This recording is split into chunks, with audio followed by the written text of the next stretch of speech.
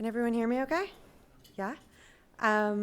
Thank you so much for coming. Thank you to the symposium organizers for having me, especially because I gotta say, I saw the call for this and I immediately went, ooh, I'm not gonna be one of the more positive people in that symposium. I'm gonna be real negative. So I have a very positive personality. Don't let it fool you. I am very realistic about our abilities to do these things.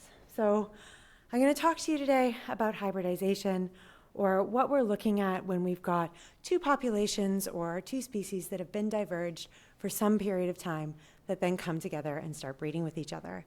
And to just tell you where I'm coming at this problem from a little bit, I work mostly on anthropogenic hybridization. So that hybridization that's happening because of something humans have done, whether it's because we've moved one species into the range of another species, or because we've had dramatic range movements because of climate change. So those are the things I'm thinking about. I'm thinking about very recent hybridization most of the time. So when we think about hybridization, actually everyone here might have a slightly different view of what happens next. So you've got two different species or populations or subspecies that breed with each other. And in some cases, that's kind of the end of it. So you have these F1s that are produced, they kind of dawdle around, they're a waste of space, but nothing happens after that. This is the case in collared and pied flycatchers, where I did my PhD. I love them so much, but the F1s are infertile. And so nothing really happens after that, and we don't get a lot of gene flow between the two species. In contrast, anyone who's ever read anything about ducks knows that this is not the case with ducks. If you bring mallards into a situation where they can breed with someone else, boy will they. And you will get tons of introgression. You'll just get a whole mess of ducks. And so we can think of hybridization as either fertile or infertile F1s are produced, but really what we can think of is how much introgression, how much gene flow is happening between these two previously diverged species. And there can just be a ton of variation there in what we think is going to happen next once the hybridization happens. And this can be the case even between the same two species pairs. So this is a paper by Liz Mandeville, where she and her team looked at rainbow trout and Yellowstone cutthroat trout. And they found tons of variation in how much introgression was happening just among different populations where they had these two different species coming together. So you can see here just each one of these bars is the proportion of individuals from both those two pure parental type groups, and then all of the different kinds of backcrosses that could happen there. So even between these two species groups in actually a pretty small geographical area, there's oodles of variation that we can see when they come together and start breeding with each other. I think this is so cool. And so some questions that my lab is starting to ask is, does consistent selection, when we're seeing selection against the hybrids, result in consistency across hybrid zones? Is there variability due to drift, which I feel sometimes is a bit of a bad word, but hello, it's important. And then what does this mean for prediction? If we've got these idiosyncratic hybrid zones and we're trying to look at what happens between different hybrid zones that should be the same and we want to use them as replicates, what does it mean if they're drastically different, either because of different environments or because they were different animals that kicked off the hybrid zone to begin with, or other things that we haven't thought of? And so what does this mean if we want to tackle this as a conservation problem, or even a just we want to know what's going to happen problem? What can we say if we're getting massive differences even within the same two species? And so to tackle this problem, this was during my postdoc in Alex Berkeley's lab at the University of Wyoming, where I worked with Alex and Josh Johnner, and then as well as with Liz Mandeville and Dora Linka, to simulate this problem, to try and get a null distribution for what our expectations ought to be, even before we add environmental variation, even before we add selection in some cases. What do we think is going to happen if we have a finite number of individuals that hybridize from diverged groups and then kick off replicate hybridization? And so in a stepping stone simulation like this, where we had 11 different stones with massive hybridization in the middle, we simulated 150 diploid genomes in, again, 11 populations, and we simulated 20 replicates of each of these.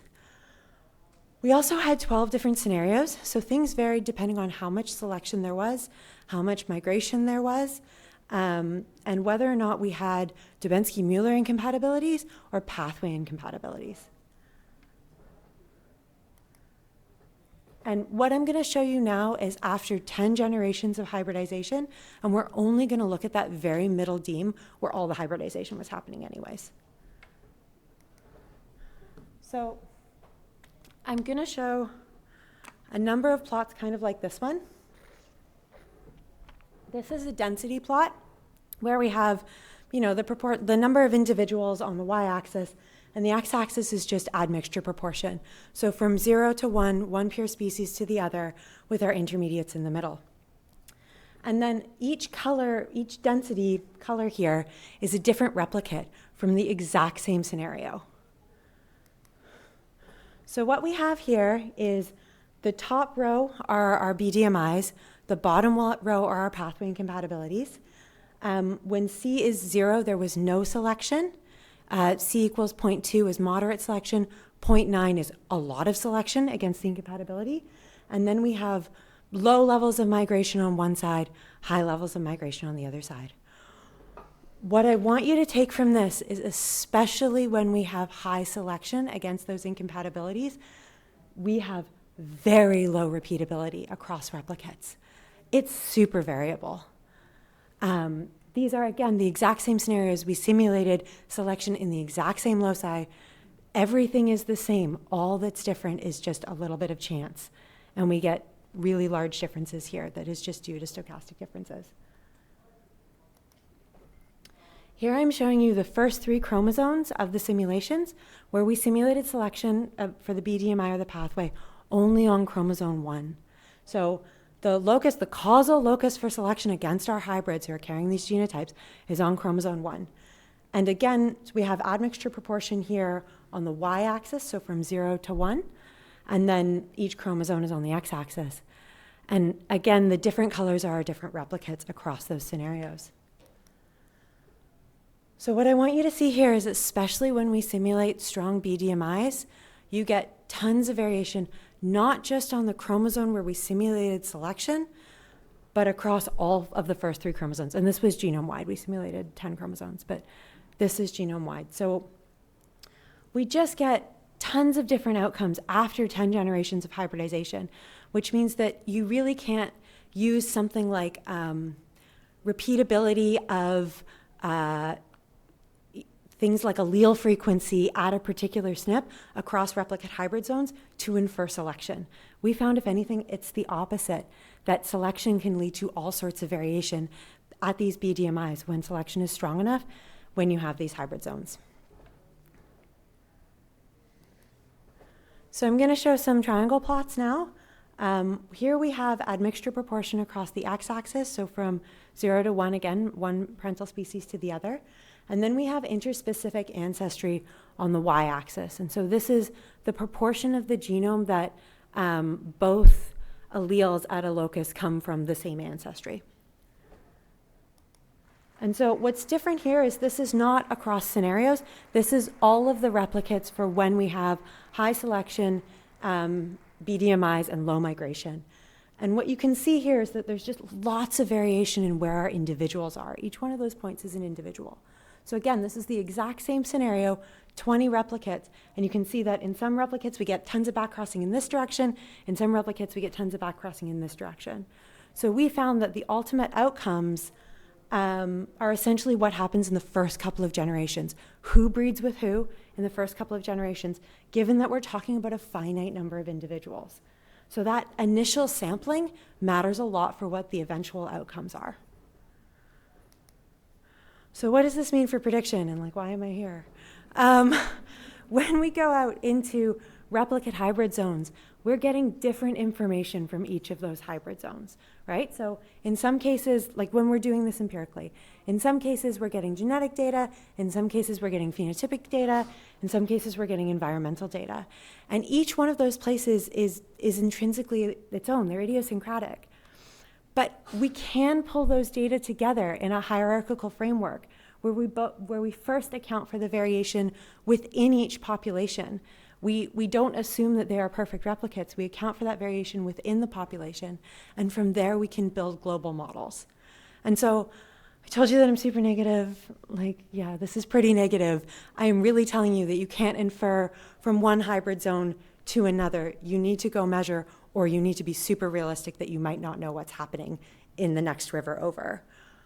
But I think that if we start building these global models where we account for this variation, we account for the potential of bottlenecks and sampling bias and drift, I'm going to say it again, and drift within these small populations where really we don't think hybridization is that common a lot of the time, so we have few individuals who are contributing to it, then we can build global models and start to make predictions in places that perhaps we haven't sampled, or in places 50 years from now that are like on fire, or the things that we want to be doing empirically.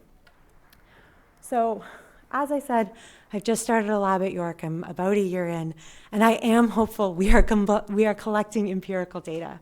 So I'm working on 3 different empirical systems in red deer in Sika in Europe, in Paramuscus mice in North America, and in Coleus butterflies, which we've been sampling across Toronto, to try and apply these methods.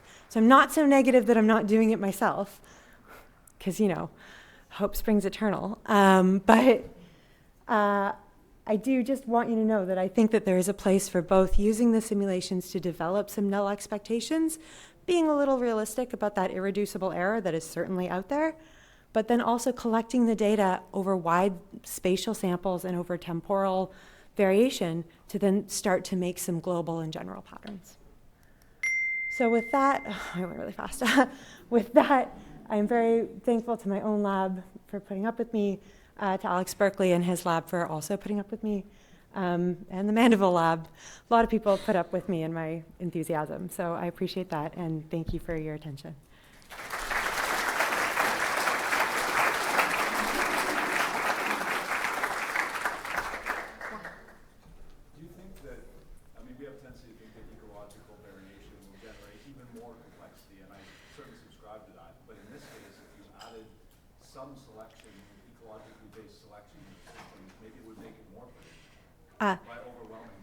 That is a great question, and one I put in my NSERC proposal to fund a student to do. So yeah, I agree. It would be really cool to do that. I don't know, but I think that if we don't account for this underlying drift of these small populations, then we might be led astray thinking we found selection when actually we're just finding, variation. Yeah.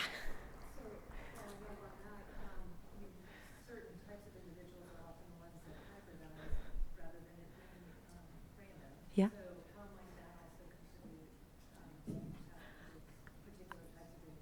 I think that would be something that would be really cool to look at. I do think that if we're looking at, as soon as we're looking at these smaller populations that are starting to hybridize with each other, there's a limited number of alleles that could be involved in that hybridization.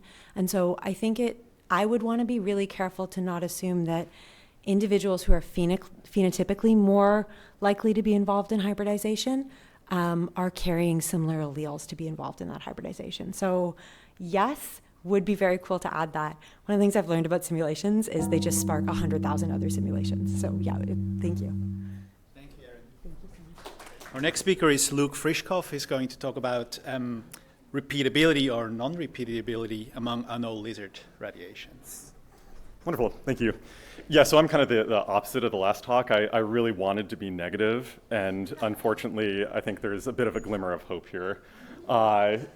So, as we heard in kind of the first talk here, what we ultimately want, if we're thinking about evolutionary biology or evolutionary ecology, is some sort of general theory that takes you from first principles and allows you to make predictions about both how macroevolution proceeds to generate entire faunas, and then how those faunas are kind of subdivided into individual communities of interacting species. And so today I'm not going to give you that general theory, but instead what I'm going to do is look at an empirical example to try to dive into how repeatable evolution is between different kind of landscapes across the globe. And so kind of to get started, if we think about the types of predictability that we might want from macroevolution in ecology, and if we're thinking about, say, different faunas that have evolved independently, say, in the rainforests of Hispaniola and the rainforest of Ecuador, what we might want to know is whether you come out the other side with communities with similar numbers of species, with communities with species that interact with environmental gradients in similar ways, and finally, with sets of species that play the same roles in ecological communities. And particularly, you might also be interested in why predictability might break down in some cases, and what we can learn about evolution and ecology more generally from the instances where predictability breaks down. And so I'm going to be tackling these questions with anolis lizards. You probably know anolis lizards because they're this great model for convergent evolution. And so it's the type of situation where if we expect there to ever be predictability in evolutionary outcomes for communities, we better find it with anoles, because if we don't, the whole prospect might be relatively hopeless. So anoles are hyperdiverse in the neotropics. There are over 400 species. What I'm going to do today is show you data from 4 different regions where I and collaborators have been collecting standardized community data for the last 8 or so years. And so what we have are 4 different regions. We have 3 of the islands of the Greater Antilles, and then 1 mainland site in Ecuador. And so this phylogeny here is the subset of species that actually occur in those standardized community surveys out of the entire phylogeny of 400-odd species. And so kind of the important takeaway here from this phylogeny is that no species are shared between regions, and therefore kind of each one of these islands and this mainland site are kind of independent evolutionary replicates that allow us to test the predictability of macroevolution on community ecology outcomes. So the data itself takes the form of these standardized mark-resite surveys. Basically, in any given landscape within these regions, we establish a bunch of 15-meter radius plots. So these plots are maybe a little bit larger than this room. Then a single observer will visit that plot 6 different times, both in the day and during the night. And they'll spray paint these lizards with beautiful colors, so you get these technicolored lizards by the end of those 6 surveys.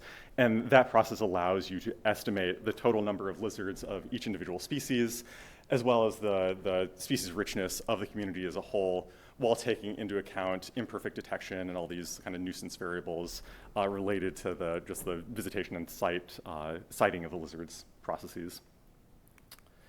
So, okay. Diving in, do those replicate regions actually evolve similar local community richnesses? And if you just look at the raw data, it's a total mess. Species richnesses are all over the place, and it seems rather hopeless, so we can walk away. But if you know these regions at all, you know that they're all extremely environmentally heterogeneous.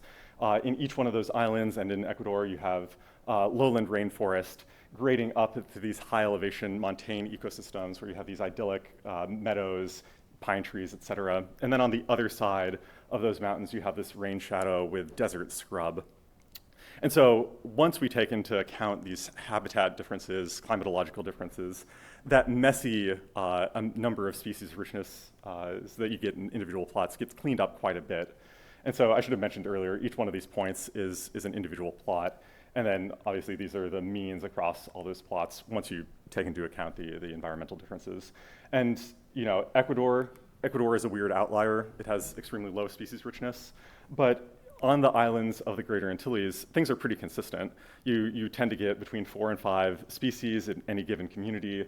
And that's despite extreme differences in the number of species of anoles on these islands as a whole. And so kind of the extreme example is on Hispaniola, you have around 51 species.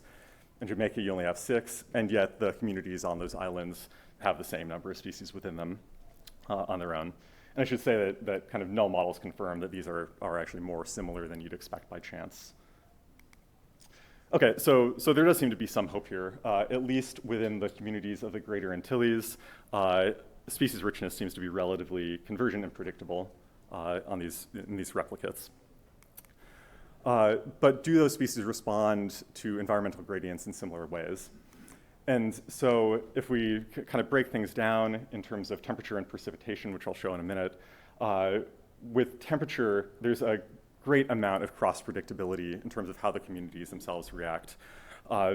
Ecuador has fewer species, but the actual slopes of all these lines, models suggest that they're approximately the same, regardless of which region you're talking about. So that's great. That seems predictable. Less of that story in terms of precipitation. Basically, what's going on here is that Puerto Rico in blue here is this strong outlier where weirdly and for whatever reason, communities in Puerto Rico get much richer in wetter environments, whereas in the other regions, there's kind of a slight decline. And I don't have a good explanation for that, but it seems to, work against that predictability. If we look at things as a whole, in terms of like how well these models do actually explaining the variation in species richness, kind of the fixed effect terms together explain about 62% of the total variation. Of that 62%, roughly 2/3 is explained by shared environmental responses. So that is to say, shared responses to temperature and precipitation. And so, roughly 40% of total variation in the system is explainable based on these two environmental parameters, suggesting that there is some hope in overall predictability, even though 1/3 does require these island-specific effects, kind of accounting for the weirdness of Puerto Rico. Okay, so far we've seen some predictability, some exceptions. What about in terms of the types of species that occupy these communities? And so if there's one thing that you probably know about anolis lizards, it's this convergent evolution and this ecomorph concept. So very briefly, on each of the islands of the Greater Antilles, the faunas there have independently evolved these so-called ecomorphs, where they're specialized on different portions of vegetation. And so, for example, in both Puerto Rico and Hispaniola, you get these green lizards that live at the top of trees. They have relatively short limbs. They have pointy, angular heads. These are the trunk-crown ecomorphs. Likewise, in both systems, you get these long lizards with super long tails, long pointy heads that specialize on grasses and bushes. So the general thinking is that strong competition has predictably driven species to evolve into these same microhabitat specialists at the island scale. So with some exceptions, each of the islands of the Greater Antilles has these 6 ecomorphs. But are communities predictably being filled by these ecomorphs in the same way across those different islands? And so what I'm showing here are NMDS plots where the distance between the points indicates how dissimilar the ecomorph compositions are. And so if 2 points are on top of each other, it means they have the same set of ecomorphs. And basically what you're seeing here is, at least in Hispaniola and Puerto Rico, you have this broad area of overlap, very similar ecomorph compositions. You have a few outliers, but overall, it's fairly repeatable.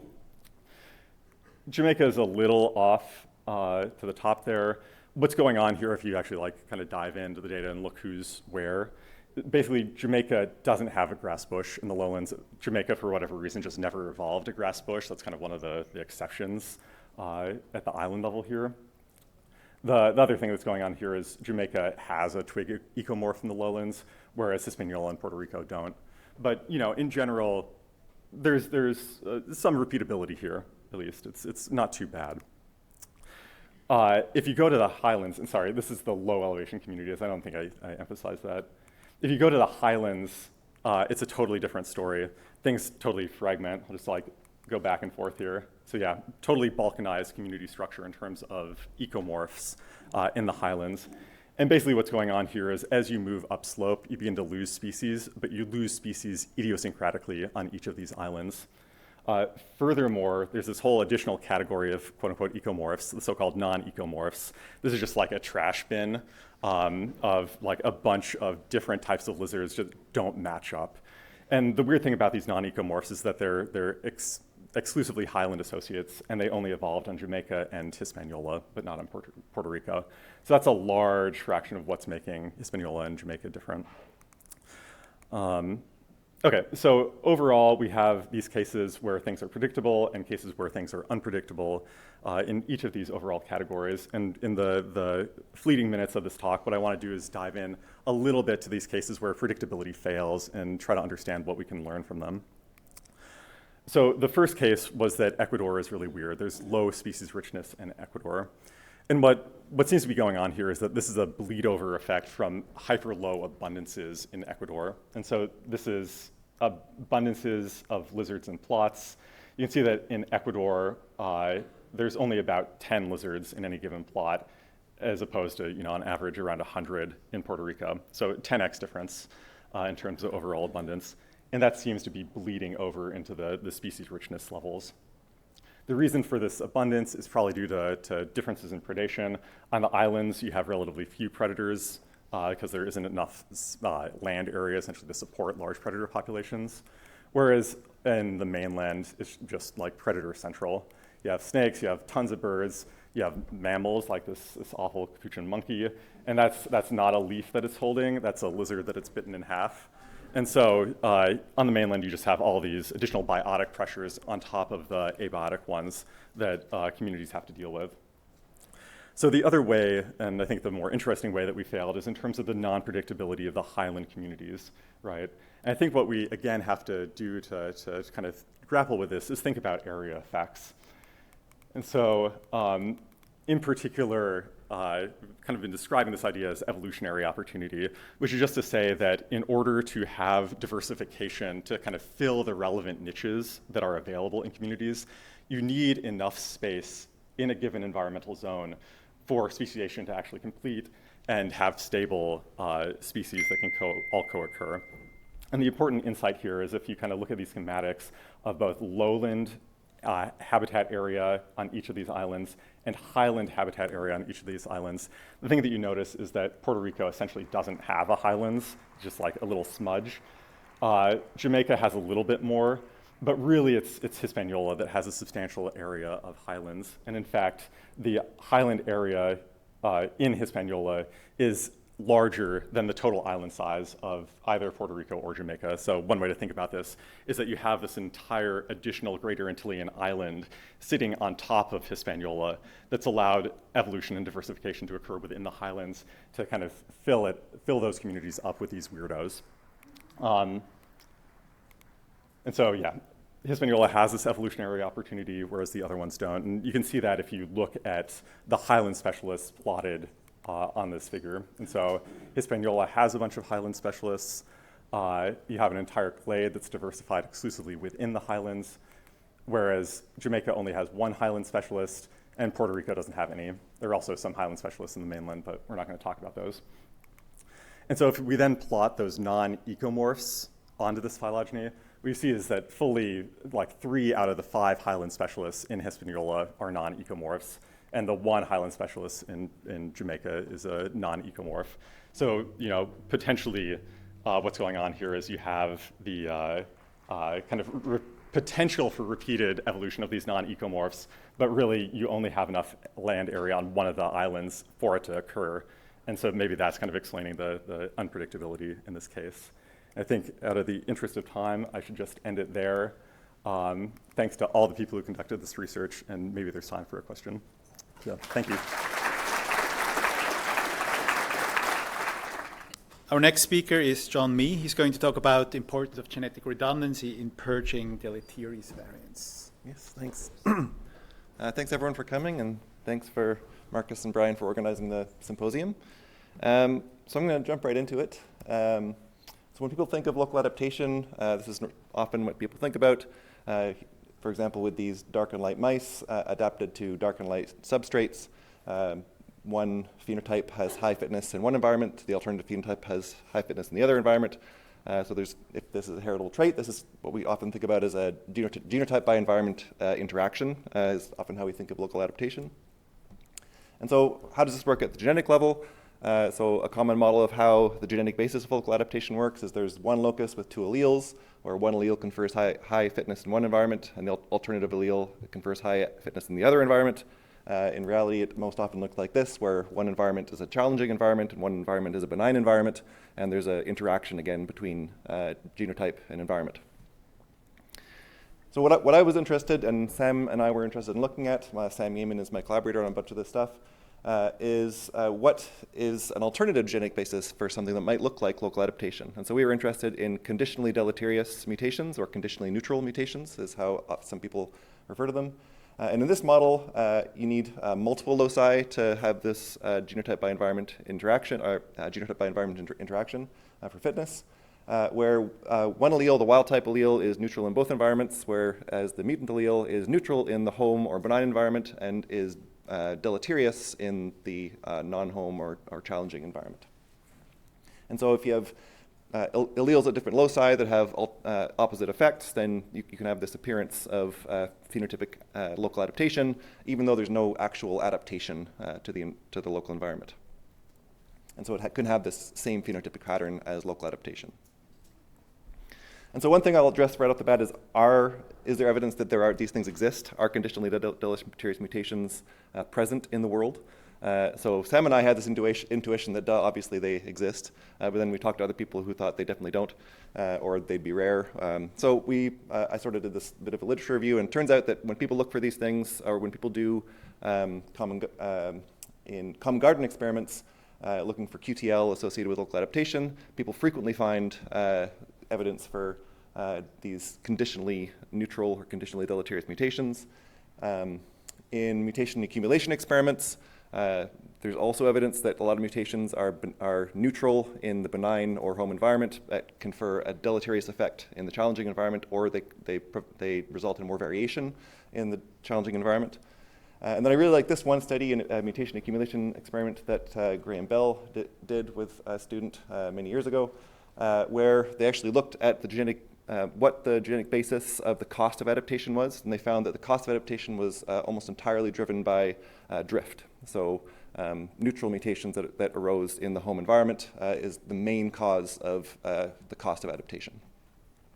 So all this points to this notion that conditionally deleterious mutations are probably common, if not ubiquitous. And so what are the possible outcomes of this? So just a little graphic that I made with my amazing PowerPoint animation skills. So in the home environment, these conditionally deleterious mutations can accumulate just by drift. Those little N's, if you can't see them, they're neutral there. And then if this individual migrates to a different environment, those neutral mutations are deleterious in this environment, and that individual would be not doing great. So in an initial study that we published in 2019, where we just looked at what are the implications if we only have these conditionally deleterious mutations acting on their own, we found that the signature of this local adaptation, in quotations, it's actually non-local maladaptation, which is a mouthful. So the signature of that would be diffuse and transient. So there'd be many mutations across the genome, and they would turn over all the time, because these are, on the global scale, these are deleterious mutations that will eventually be purged. So the genetic basis of what looks like local adaptation will not be consistent across generations.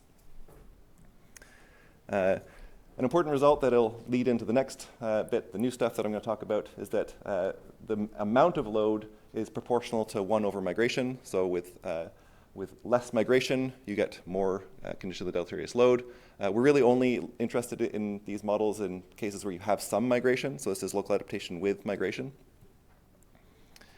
And so what we did next was look into how conditionally deleterious mutations and adaptive mutations interact. So it's probably not the case that there's only conditionally deleterious mutations involved. So what happens if you have one of these, what we call an antagonistic pleiotropy locus, where you have one allele that's good in one environment and the other allele that's good in the other environment?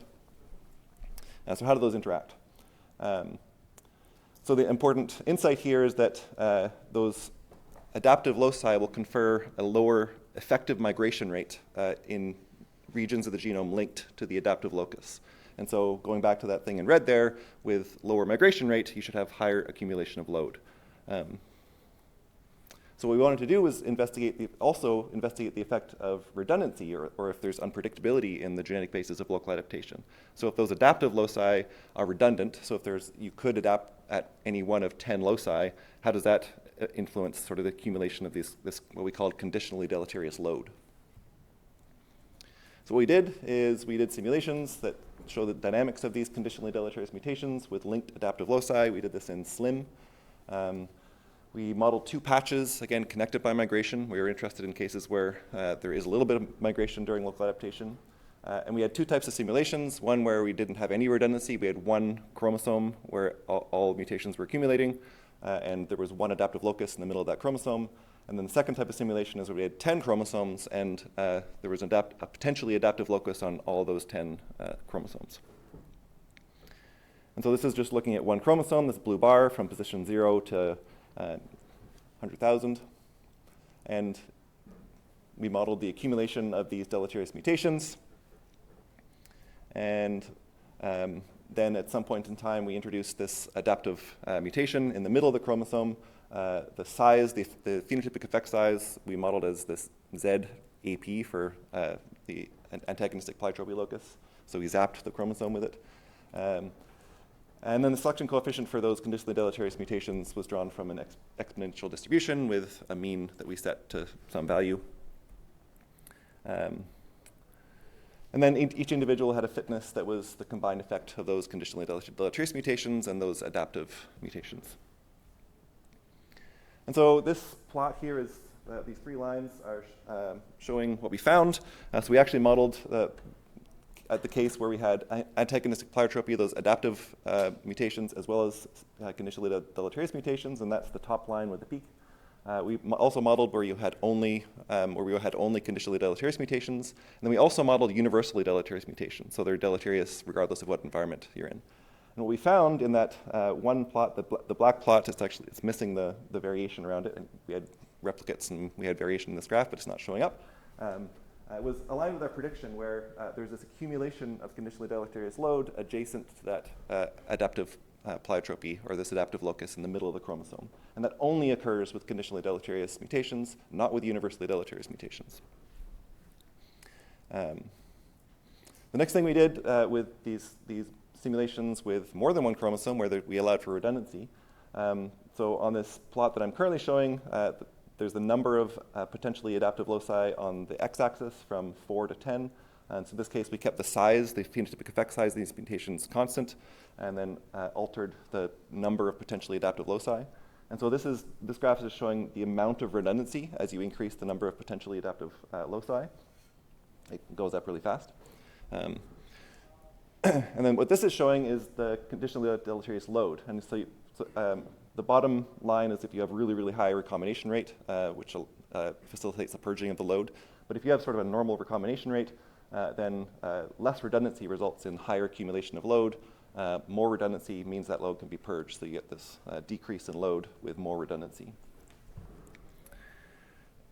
And so we were interested in figuring out whether, in knowing whether that's related to why is this load being purged? And it's largely because of the turnover of adaptive loci.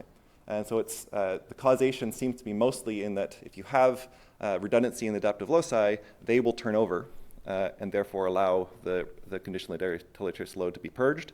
It's not that conditionally deleterious mutations are sort of making a particular adaptive locus bad and then favoring another adaptive locus. That dynamic doesn't seem to occur. So we have some predictions from this. There are some things that are predictable, I think. So if you have local adaptation with gene flow, you should see the accumulation of deleterious mutations in genomic regions adjacent to large effect adaptive loci. And these should be conditionally deleterious mutations. And so if people study cases of local adaptation with gene flow, like elevation to high altitude in humans, some stickleback or whatever species you study, you might find, if you looked, the accumulation of deleterious load close to these adaptive loci. Another prediction is that a signal of local adaptation, if you for example, if you map local adaptation to a particular locus in a genome scan, it may include a bunch of linked deleterious load. So it might not just be a signal of your putative adaptive locus. And then if you're using CRISPR, for example, and you insert a CRISPR-inserted allele that you think is a adaptive allele, and you see an attenuated effect of that allele relative to what you might predict from nature, it might be because you're missing a lot of this potentially adaptive or maladaptive load in your study. So those are some predictions. But there's some unpredictable parts too. So on their own, conditionally deleterious mutations will be, like I said, will be diffuse and transient in their effect. And then this redundancy in the genetic basis of local adaptation will have a strong effect on whether these conditionally deleterious mutations will be purged. And so I'm just going to give a little example to finish off about an example of redundancy in the genetic basis of local adaptation. And this is with stickleback pelvic spines. So if you don't study sticklebacks, pelvic spines are beautifully important for every stickleback. It's right in their name. They have these spines usually to fend off predators, but it turns out having spines also makes them vulnerable to other predators in some instances. So there turns out often being this balancing selection in some populations. And there's been a lot of study into the genetic basis of the development of pelvic spines, which has the same developmental basis as the development of our pelvic structures in all tetrapods in hind legs. And so this graph is showing all the genes that are known to be involved in the pathway and the development of pelvic structures and hind limbs. All the ones shown in pink there are the ones that are known to be involved in hind limb development. And I'll just point out that pt.1 gene in the top middle. So pt.1 is sort of a canonical parallel gene involved in local adaptation for three-spine stickleback. Pretty much everywhere three-spine stickleback invade freshwater ecosystems, they lose pelvic spines, and it's always involves pt.1. pt.1 has also been shown to be involved in some cases of loss of pelvic spines in nine-spine stickleback. So I started working on Brooks stickleback, thinking, I'm going to find pt.1 as the genetic basis of local adaptation in those ones too. Turns out it's not. So there's not only is it not pt.1 in Brooks stickleback, it's actually different genes involved in the pelvic spine loss in different populations within 300 kilometers of each other. So in two populations, this is all in Alberta, in Stoughton Lake and Muir Lake, the top two, these are Manhattan plots showing this really clear signal of local adaptation and this gene called LIMBER1. In another population, Shunda Lake, on chromosome 3, there's a mutation in TBX4 that causes the loss of pelvic spines. And these are all genes that are known to be in this pathway of pelvic spine loss. So there is redundancy in the genetic basis of local adaptation in this system, probably others, and also conditionally deleterious mutations exist and are probably important and probably unpredictable. So I think I just said all that. And so thank you to my collaborators, funders, and you for coming.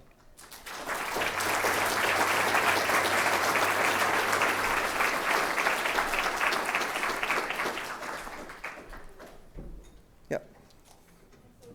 One question that I was wondering about is that do we know what fraction of characteristic mutations are conditional, or are they all conditional to some extent? And do we need to classify them in different? I mean, my intuition is that every mutation is conditional. Like, I don't know of a mutation that that has exactly the same effect in every environment. But can we quantify this to some extent? Maybe, yeah, I don't know, probably. Yeah. Okay, so the last person in this first session of the symposium is Andrew Hendry. He's going to talk about non-parallelism in guppies and stickleback. Thank you, Marius, Brian, everybody for the symposium. It's really awesome. Now, I would imagine that, like, if you really wanted to test your ability to predict evolution, what you'd do is you'd go out in nature, release known things into a bunch of separate places, and see how similar they are in their evolution, right? When that would be like the litmus test of your ability to make the prediction. So, amazingly, we're doing this. So there were some lakes in Alaska that didn't have fish in them and required restoration, so we got to introduce stickleback into these lakes. And we did it in 2019, which meant that for the next 2 years, we could sit around and think about wondering what was going to happen. And so we decided, let's just make a priori predictions, we'll publish them, and then see if they actually happen. Like, that will be our proof of knowledge of the system, the repeatability of the work, can we predict everything? So it's like, so we started this enterprise, and the funny thing is that we have midlife crisis. We all had COVID crises too. And my COVID crisis was that if you take these 10 experimental lakes, sit down with all biologists who know a ton about the genetics and ecology of stickleback and ask them to make predictions, everybody is making predictions in different ways and in different levels. So everybody was confused, I was confused, and so I realized that I needed to think about, if you take an experiment like this where you've got a bunch of lakes and you put a group of fish into some of them and a group of fish into the others, what's going to happen with their evolutionary changes? And I realized at that point that I don't even know what prediction means anymore, because it means a whole bunch of things to different people. And so my little crisis was to write this paper to understand in ecology and evolution, how do different people think about prediction? What are different forms of predictions? How good are those predictions? What do they mean? Without judgment on the way different people make predictions. It's an organizational framework for the different forms of prediction. Now, I'm not talking about that today. Instead, what I want to do is I want to take out one form of prediction, which is basically repeatability. And that is, if you do the same evolutionary experiment again and again, do you get the same outcome, which a number of people call parallel evolution, could also be convergent evolution. So what I want to do is I want to tell you just briefly a quick list of the studies that have led me to the perception that most evolution is not parallel. So some of it is for sure, and that part is interesting, but the vast majority of evolution out there is not parallel. That doesn't mean it's not explainable, it just means it's not parallel, and that's the part that I think is most interesting to focus on. So I'm being negative with respect to predictability, but I'm being positive with respect to the fact that that means that we now have lots of work still to do. Even if we can't ever make perfect predictions, we can still understand a lot of the variation. Okay, so I felt like I need to tell you a story. I'm going to go through a bunch of studies pretty quickly, so if you want any details, you're going to have to go to those studies. This is the story. First off, phenotypic divergence is not very parallel. So I'll show you evidence of that. Even for systems that are extremely model systems for parallel evolution. So Luke just told us about anolis lizards. I'm going to talk to you about guppies, which are thought to be extremely predictable in parallel evolution. Further, we can look at some of the factors that are influencing that predictability, like Luke did and other people in these presentations, and the fact that basically if the environment gets more complex, predictability goes down. Now, some of this phenotypic non-parallelism can be explained, as I'm saying, and this is the exciting part. You get lots of non-parallel stuff. Most of the variation is non-parallel. But if you really do improve your understanding of the system, you can predict a substantial additional fraction of that variation. Yet, then you go to the genomic level, and I saw so many talks on this, it's amazing. Everybody has finally just embraced the idea that genomic evolution is really non-parallel. And it's so awesome to see people just standing up and saying, I'm not going to focus just on the parallel parts. I'm going to also emphasize the fact that a whole ton of that evolution is not parallel at the genomic level. So I'm going to say that even the most parallel phenotypes have a mostly non-parallel genomic basis. Now, that doesn't mean you can't detect parallelism at the genomic level, and I'll show you a quick example of that. But even when you can, most of it appears to be non-parallel. Okay. So I'm going to go through each of these steps one by one and give you an example study.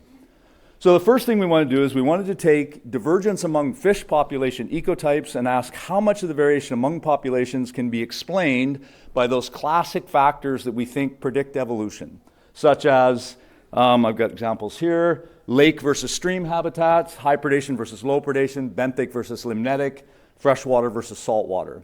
These are all things that are thought to drive parallel evolution. So if you take an approach and ask how much of the variation among population averages can be explained by your knowledge of where those fish came from, how well will you do? So it's just the R squared for population means predicted by habitat.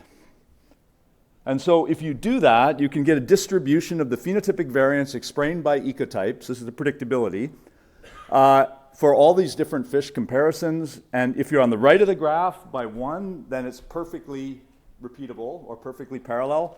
If it's completely you have zero predictability, it'd be over on the left. So it's a distribution of estimates from the literature, and if everything's really predictable or repeatable, all the bars should be on the right. Now you're like, anybody have any idea what this distribution looks like? Okay, flat was the prediction over there.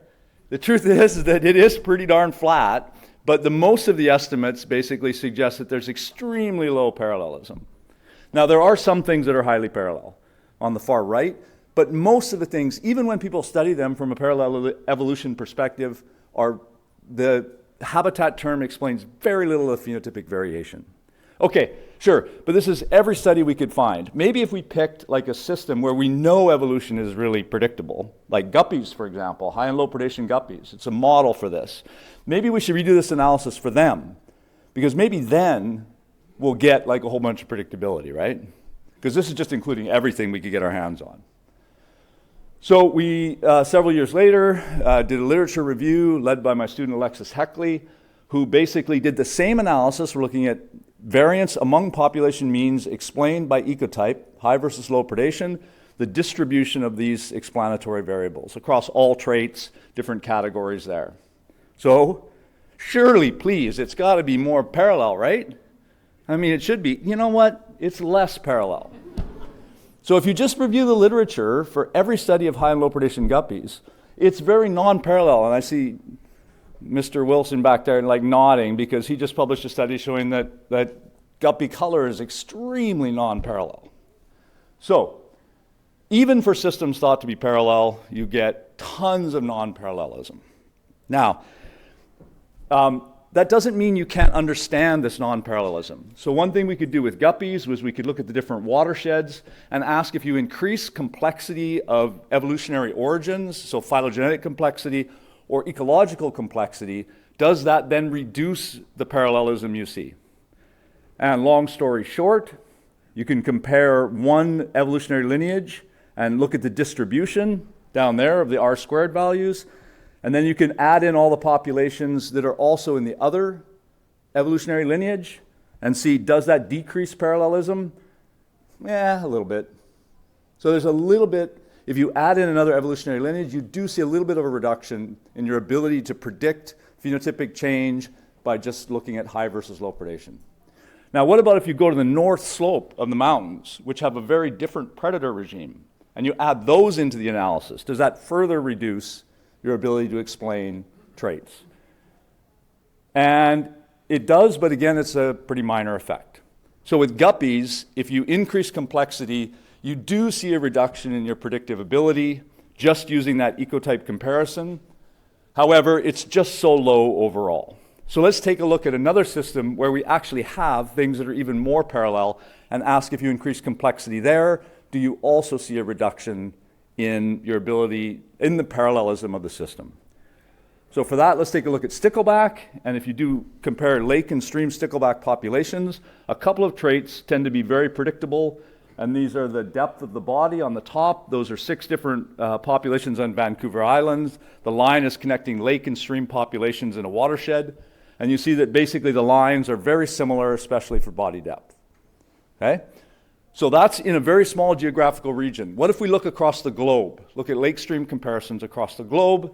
Does that mess up this beautiful parallel pattern? And the answer is yes. So you increase evolutionary complexity, ecological complexity, and your ability to predict these traits, which are extremely predictable on small geographical scales, goes way down. Suggesting that yes, if you have a high level of repeatability, you increase ecological or evolutionary history complexity, you will lose your ability to predict a lot of what's going on based on just that simple contrast of 2 different ecotypes. In this case, lake versus stream. Now, again, I keep emphasizing that this non-parallel parts, that doesn't mean that they're not explainable. So I just want to mention that we took exactly that approach and said, can we explain the non-parallel parts if we know more about the genetic basis and the whole genome background, as well as the ecological complexity? So in this paper, we basically put genetic variation, habitat variation, and trait variation into multivariate space, and asked whether the differences between lake-stream pairs in how much they differ morphologically could be explained by how much they differ genetically or how much they differ in terms of the habitat measurements, so the true, like, more quantitative measures of the environment. So these data are basically on the left, showing that how different the traits are in phenotypic space is partly predictable by how different the environments are in environmental space. And so that's what that relationship looks like.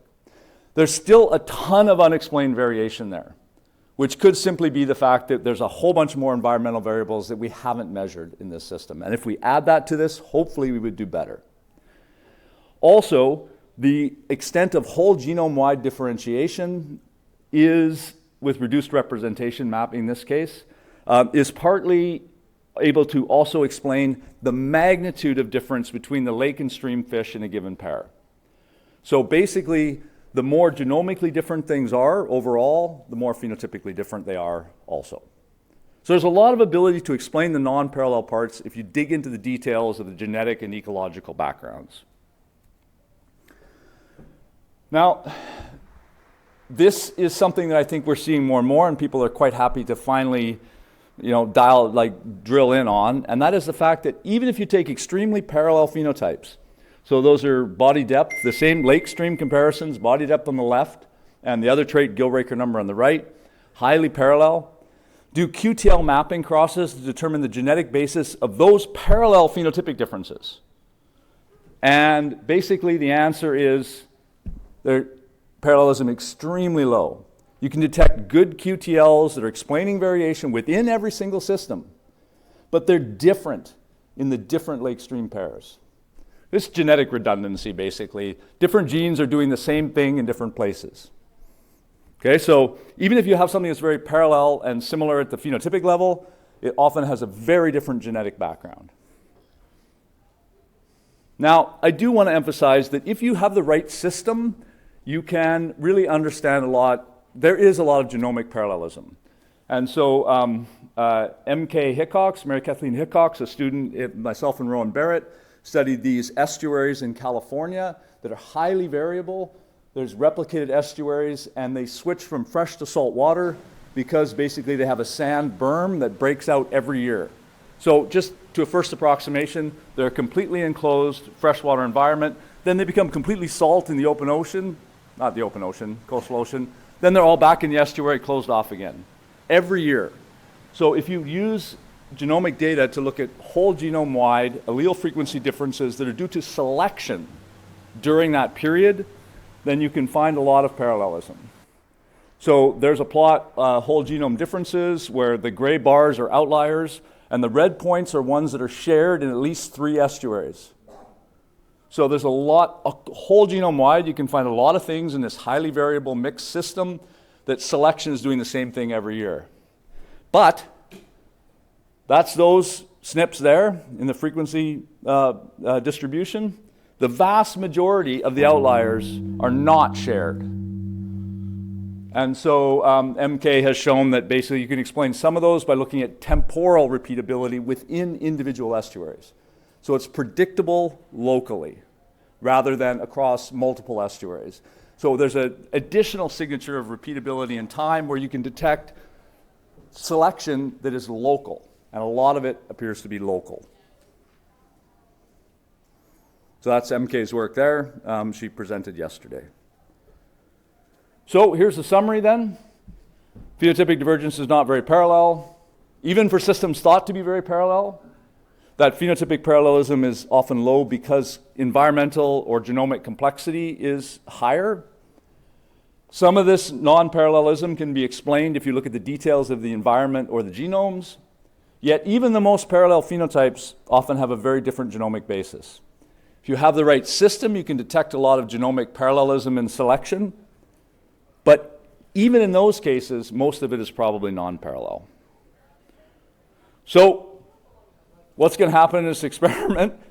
How predictable will it be? I don't know. Man. And we ended up not publishing our predictions in the end, but I did just write a paper with all the initial collaborators that basically explains the experiment, which if you saw the earlier talk on hybridization, we've done that experiment. We've mixed a whole bunch of populations together. So we'll have to talk about that, Eryn, wherever you are. There you are. So we did exactly what you did, but in real time. Okay. And so for initial results on is this predictable? Go see that talk. because this will be the first time when we are actually testing whether or not there's some predictability in this system. Thank you.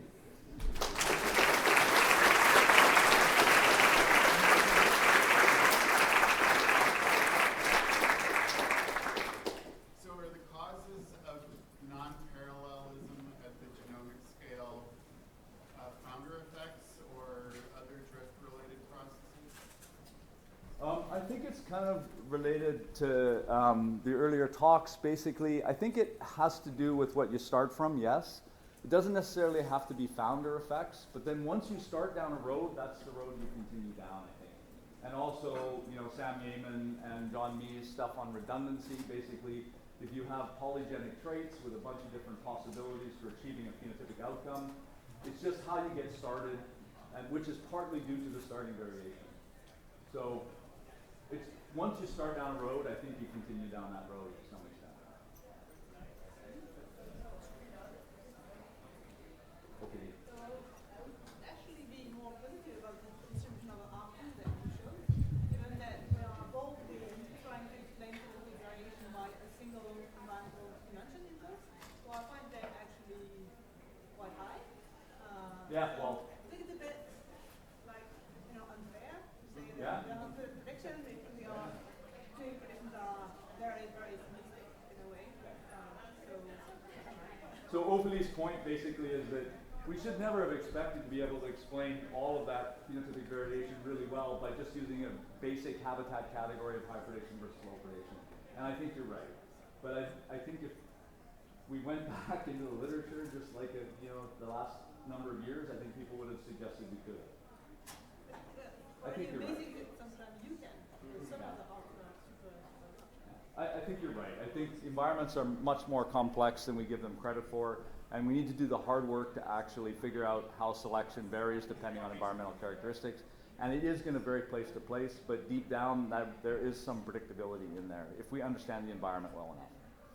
I agree. It's partly just naivety about that sort of basic straight up approach. Yeah. Just following up on that, like, have you or could you look at variation in the fitness surfaces among these different locations? Like Yeah, but low predator environments, for example. I do, but here's the other thing. So if you saw Anne Charpentier's talk this morning, she showed that there were big phenotypic differences that were genetically based between the different populations, but they didn't match the selection you measure right now. Right? So the problem is if selection erases its traces is a way to think about it, right? So if selection does its job well, then there won't be strong selection anymore. So measuring selection in the current time won't necessarily tell you much about the selection that got you to where you currently are, because the selection now has been erased partly by selection in the past. So I think it's just hard to do that. We've got a review paper where we're trying to do that. So do you see that by increasing the diversity of environment and increasing the diversity of genomic composition of populations, you decrease the predictability? But the point is, so which one would play more on actually the difficulty on predicting on these predictions? Genomic complexity or ecological complexity? How can we disentangle that? Yeah, so I think the part that I'm mostly taking from the question is whether the genomic variation is more predictive or whether the ecological complexity is more predictive. I think it depends on what you're doing. So when we tried to do that with these lake stream pairs, basically the angle of evolution in multivariate space was predicted by the angle of environmental variation in evolutionary space. So it's the angle, it's like as you move through phenotypic space, there's a trajectory. And that's predictable by variation in selection. But how different things were was more predictable at the genomic level. So I think the different aspects will predict different types of divergence. I think we better, I'm sure we're over time, so thank you everybody. And we'll see you back for the rest of the symposium after this. Our next speaker is Harshavardhan, and he's going to talk about intersexual sex-specific selection at the locus in Drosophila. Thanks a lot. I'm an experimental evolutionary biologist. I work with Drosophila melanogaster. I might have misinterpreted the point of this symposium a little bit when I registered for it initially. I was thinking more about how you can set up selection experiments and they do things that you don't predict, not so much that evolution is unpredictable by default. But this project is the bulk of my PhD that I recently completed, and I'm really excited to take you through results from about 100 generations of selection. So like a lot of evolutionary biologists, I'm interested in the maintenance of genetic variance for fitness. The really simplistic picture is that fitness should be by default under directional selection. And so if you have a distribution like this, where you have a trait distribution mismatch with a fitness function, not only would you expect the mean of that trait distribution to kind of shift towards where the fitness function demands it to be at, you also expect this compression of heritable variance as non-beneficial alleles get eroded from the population. And so if natural selection is the engine that takes traits from point A to point B in the trait space, heritable trait variation is definitely the fuel we burn along the way. So why is the gas tank never empty? Why do we always keep finding more and more heritable variation for fitness? Now, this question is not without answer. We know of a lot of different mechanisms that contribute to heritable variation for fitness. Some things you can think about are perhaps like fluctuating selection happening at environmental scales. I'm personally interested in whether sexual conflict, and specifically intra-locus sexual conflict, could be playing a role. Specifically, if there's some kind of genotype by sex interaction, where the sex is the fluctuating environment that alleles find themselves in one generation after another, that could result in some kind of perhaps bimodal trait distribution like this, where the males have certain alleles that are beneficial to them and females and so on. Do we have any reason to predict such a thing exists? We know that the sexes are undergoing divergent selection pressures. We know this from the startling amounts of dimorphism we see in many animals and plants. And we also know that theoretically this should come out of anisogamy and the divergent kind of economics of gametes that these sexes produce. Nevertheless, the sexes share a genome, and the non-independence of trait expression across the majority of their traits must constrain them from independently evolving to the fitness optima of the two sexes. This is really well exemplified by testosterone and bank holes. So Suzanne Mills and team in 2012 published a study where they select for and against high titers of testosterone in males. And they show that in families where they select for high testosterone, the lines that are selected for display high fitness in the brothers and low fitness in the sisters, and the lines that are selected against display low fitness as males and high fitness as females.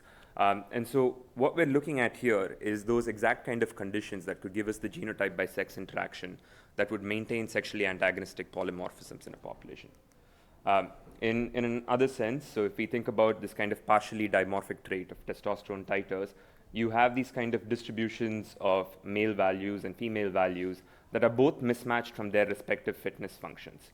And if we're interested, so this, I mean, the logic of this seems pretty simple, easy to follow, but if we are to empirically test this, what we would like to do is simply take away sexual reproduction, right? There's the absence of the two sexes then collapse all this balancing selection that's taking place. Now, this is slightly problematic because when you take away sexual reproduction, you're also taking away gene shuffling through recombination and all the heritable trait variants that contributes. And so typically that's not a really smart way to do it. Fortunately, with Drosophila melanogaster, we have this really cool technique where we can subject these animals to sex-limited selection.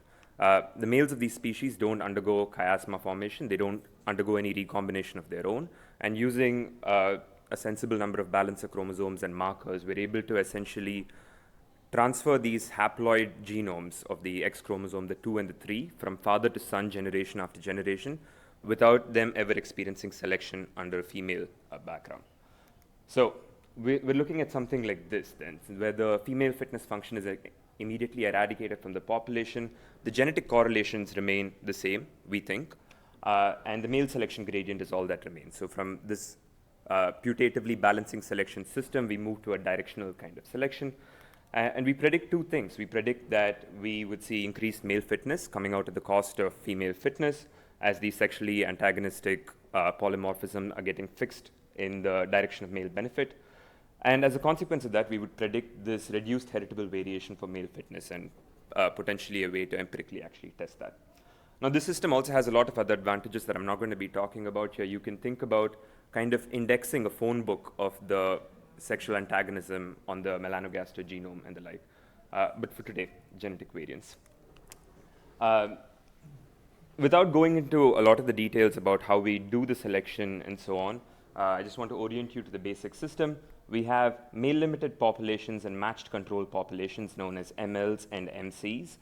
The male-limited animals are basically made by crossing them to these females that are called clone generators. They're derived from an alternative population, and they provide us with all the balancers that we need to make sure that we transfer these haplotypes as required. Throughout the presentation, I'm going to have these controls, match controls in red, the male-limited haplotypes in blue, and you'll also notice that my male-limited animals are actually heterokaryons. They have only one haplotype that's being selected upon, and the remaining half is coming from a clone generator population we're really not interested in.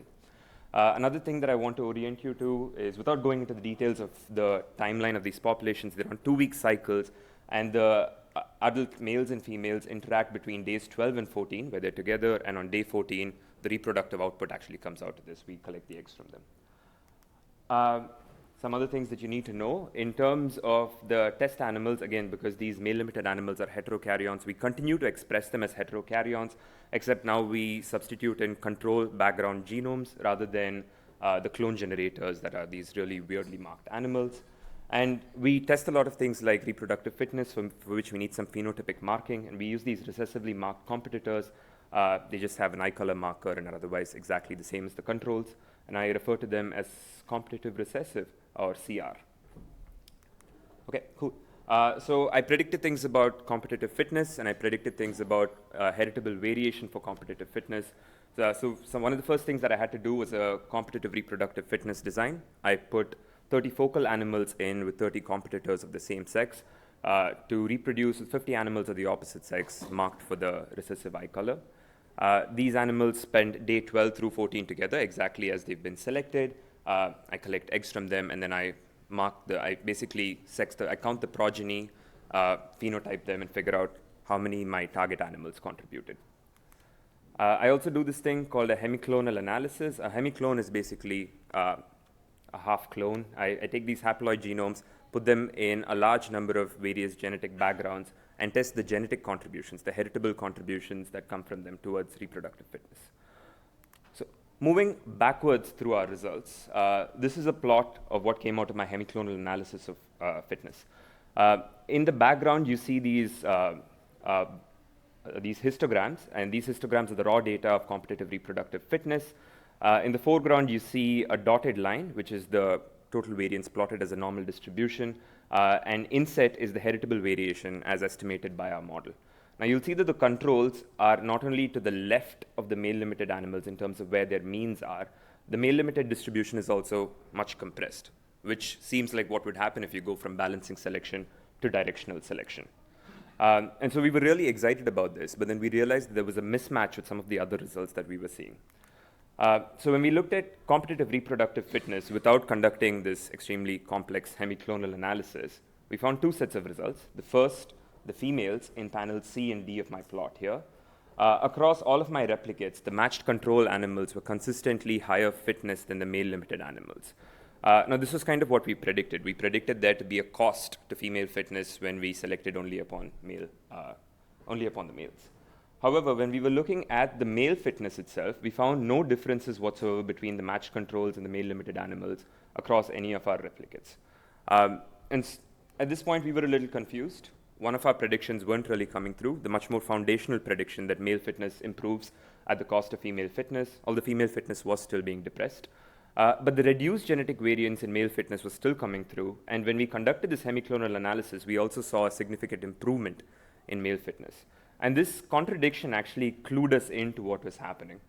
Because this hemiclonal analysis is such a complicated design, we had to kind of accept this compromise of leaving a Y chromosome from the clone generator in those animals and testing them along with it, as against our competitive reproductive fitness designs where we were getting these perfect heterokaryons to do these tests. And so immediately we were clued in to whether alternative sources of selection that we hadn't accounted for were basically determining the selected response, the adaptive responses. Now, one of these are well known across male-limited selection experiments that have been done in the past. We know that these clone generator females are prevented from co-evolving with their mates. So this is a novel environment of sexual selection that these males are able to co-evolve to very repeatably. They don't really see any arms race dynamics as that goes along. However, in addition to this, an alternative source of selection that's been less acknowledged in the literature is that these animals have really weird genetic backgrounds. Amongst other things, they have a novel cytotype that they're dealing with, so perhaps mother's curse kind of dynamics. They have a shared Y chromosome going between mothers and fathers as against typical Y patrilinear chromosomes. They have these translocated autosomes to do balancing and so on. Now, this genetic background I refer to as the home coat of the male-limited animals as against a kind of wild-type genetic background. And so, having started thinking about all of these things, we decided to do a much more fully factorial analysis of fitness and what was going on. I've already pointed out to you that we have these multiple replicates and that we have these selection regimes, MC and ML. Now, we also take into account the females we're testing them with, the recessive competitors or the clone generators, and the genetic backgrounds they're evolving in. And when we did that, this is what we got. And this is a lot. The first thing you'll notice is that I'm not displaying any replicates anymore, and that's because this was really repeatable. It was exactly the same across all of our replicates, and it didn't really matter to our models that we included that. So taking this piece by piece, the first thing is that our selected haplotypes perform much better than controls tested against both kinds of females under their home coat genetic background. So clearly they're adapting to the genetic background that they're being put in, whether or not the male limitation actually matters to that. The second thing we noticed that under the wild-type backgrounds, we were seeing no differences in fitness whatsoever, but you'll see that one of those comparisons looks a little different to the other, and that was because when they were tested against the clone generator females, they displayed a nearly significant trend of improvement, which didn't quite come through because we made some alpha corrections because of the number of comparisons we were doing. What all of this shows us also is that as you see the slope changing going between the home coat background and the wild type, there was a major interaction between selection and background, which produces this interaction plot over here. And so this is how we know that the selection regimes are really dependent on the genetic backgrounds they're being placed in. In addition to that, you'll see that this kind of slope scales much more slowly going from home coat to wild type with the recessive competitor females as against the clone generators that the male-limited animals evolved with. And that interaction comes out really clearly as a female background interaction, suggesting that they were adapting to these arrested females that they were being put in with. And so to kind of bring that all together, we have some mixed evidence here. We have some signs that the male limitation was producing improved males and worse females in general. It just wasn't as general as we would like to believe these systems produce. So we believe that our ability to study this was obscured a little by these alternative sources of selection. We know that they're adapting to the novel genetic background in the clone generator females. And in the extended universe of this selection experiment, in results I haven't shown you, we know that this was mediated through mating success and reduced mate harm, not sperm competition. We also found adaptation specifically to the cytotype, so perhaps mother's curse effects, the shared Y chromosome. And this bit, interestingly, even though the overall results were kind of the same, this wasn't quite repeatable across all of the replicates. And so a few takeaways from my work. Future work with the male limitation system or hemiclonal system requires a lot more rigorous controls. This is something that we've just been skating past for a long time in the field, and we need to think about it much more carefully. We need to start looking at more base populations. One of the things that I didn't mention in all of this is this is the first time sexual conflict of this nature has been studied in any population in Drosophila outside of the very famous LHM population. And so our results might not even be generalizable to Drosophila. It might just be an LHM thing. We need to be thinking about that much more carefully. And if you're interested in more about this, the two cool posters that are associated with this work, Josh Cowell was up yesterday talking about adaptive changes in body size and development time. I hope you caught that. And on Monday, nuclear responses to mother's curse coming from the system with Mindy Barudi. None of this work could have been possible without a lot of people. Drosophila work is really laborious, so I'm really grateful to all of them. And I'll take any questions you have.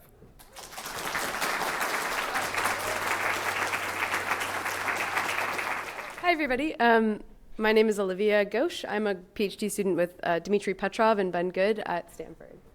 And I'm going to be talking to you today about predictability of fitness via low-dimensional genotype-phenotype fitness maps. So if we want to think about predicting evolution, as we were talking about today, we really want to understand how genetic changes, which are kind of the raw material of evolution, map onto this all-important function for evolution, which is fitness. And when we know that genotype space is quite large, and we also want to think about sort of how do these genetic changes map onto this middle layer of phenotypes. So we're talking a lot about phenotypic convergence. There's widespread pleiotropy, which indicates that different genotypes or genetic changes might map onto many different phenotypic changes. But there's also a lot of redundancy where a lot of different genetic changes could affect the same phenotypes. And so basically, this map is really complicated. All of these layers are incredibly high dimensional, especially when you consider the fact that fitness depends on whatever environment you're in. And so it's sort of this open question, does that complexity intrinsically limit the predictability of fitness and therefore evolution? And so I want to propose that there might be sort of a outlook for prediction that relies on actually the shape or size of this middle layer of phenotype space. So I said phenotypes can be sort of any measurable trait, and so that could in theory be very large, even bigger than genotype space if we imagine the fact that gene expression changes over time, that kind of thing. But we also know that a lot of phenotypes are correlated. You could think of it trivially, if we measure the size of an animal in inches and centimeters, that's technically different measurements, but those are very correlated. There's less trivial correlations, right, like different coincidences of diseases in humans, for example. And so what if instead of thinking about actual phenotypes that we can measure, which can be hard or redundant in many ways, what if we instead think about this more abstract concept of a phenotype space? So I'm calling it phenotypes because we're thinking really about what are the core traits that matter to fitness, and importantly, these are sort of the independent axes of variation that matter to fitness amongst a group of genotypes that we're measuring. And so I'm going to call these things phenotypes. Is this a crazy idea that this space could actually be low dimensional? Maybe, but we have seen some evidence of this in the lab. We've seen examples where if we take a group of adaptive yeast mutants that have multiple different mutations in different genes, different SNPs, and we try to infer sort of latent structure in the mapping between that and fitness, specifically fitness in environments that are very close to the evolution condition in which these mutants evolved, we can actually describe this data really well with a very low-dimensional model. And so in the context of adaptation, we found evidence that low-dimensional models of phenotype spaces work very well, which suggests possible predictability of evolution. My question was, why is this working well? Do we always expect this to work well? Is it because maybe these mutants are just weird? Adaptive mutants are weird, and there's a lot of literature to support the idea that adaptive mutants, specifically that have large fitness effects, should actually be affecting a very small number of traits. Because if you imagine you sort of tune a bunch of knobs at once in a lot of crazy ways, you're more likely than not to mess something up. And so it's really hard to be sort of net beneficial if you affect many different phenotypes. So maybe that's one possibility, that no matter where we measure these mutants, they're always going to appear low dimensional. Another possibility is that when we're measuring them near their evolution condition, where again there's this constraint on how many phenotypes they can be affecting, they will appear low dimensional. But if we take that same group of mutants and we measure them in a totally different condition, where there's none of that constraint, we would see actually that they're wildly pleiotropic. They affect many, many things, and that phenotype space is high dimensional. So that would sort of not be great for our outlook for prediction if we want to think about predicting things more generally in many environments. There's sort of a third option, which is that, okay, maybe these genotypes are very diverse and they affect many different phenotypes, but every environment we choose has this sort of small number of limiting functions, or this small low-dimensional space of phenotypes that actually matter to that environment. And so when we measure fitness near one environment, we find that variation in those traits is what matters, and then we move to a different environment. It's still a low-dimensional space, but it's a totally different subset of that latent phenotype space. So we wanted to know which of these three things is driving this low-dimensional structure we find. And to do that, we needed to build these abstract phenotype maps around different base environments, one of which was our initial evolution condition for these adaptive yeast mutants that we had. It's just lab media and sort of a serial dilution experiment where we transfer yeast to fresh media every 48 hours. We chose another base condition, which was this 24-hour dilution cycle, so that you spend less time in respiration. They kind of change their growth rate, change their growth curve. And then we also added a bunch of salt to the media, and so really changing kind of a lot of things about it by adding all of this salt. To build these maps, we apply a set of sort of subtle perturbations. That's things like changing the temperature a little bit or changing the amount of glucose a little bit. And the idea there is that we're pushing around the fitnesses of these mutants and trying to infer patterns in the variation to understand how many dimensions in the space are being affected. And the way we actually measure fitness in all these environments is that we have this collection of barcoded yeast. Like I said, they evolved in this green condition. And so they've sort of generated these adaptive mutations. What's nice is that these yeast are barcoded, their DNA is barcoded, and so we can get really high resolution lineage tracking. We just have to sequence that barcode locus, and then we can measure the frequency of these different lineages over time, and from the slope of the line of their log frequency increase, we can infer a sort of fitness value or selection coefficient. So we can do this in really high throughput, and we can do it for all of these different conditions that I've listed, sort of the 3 different bases plus all of these perturbations. So we end up with this hierarchical structure where we can infer separate phenotype maps for each of these 3 base conditions. And then we can ask how many phenotypes matter in each base, and are those the same phenotypes, which will sort of speak to the hypotheses that I said a second ago. Okay, so just to get to the data, how many phenotypes matter in each base? I'm going to be showing you basically a plot that is the y-axis is your fraction of variance explained, and the x-axis is number of phenotypes that I'm including in my model. So if we only need a few phenotypes, that tells us that we're in a low-dimensional world. If we need a lot, if we need like as many environments as we measured, that tells us that things are pretty complex and high-dimensional. So for the evolution condition, nicely what recapitulates previous work, we see a fairly low-dimensional space. We get almost 100% of the variation with a really small number of components. And what's interesting is that for our non-evolution condition bases, we actually find really similar patterns. It doesn't seem to matter that these mutants evolved to the green condition. In blue and red, we actually find the same exact number of phenotypes that work best for our model.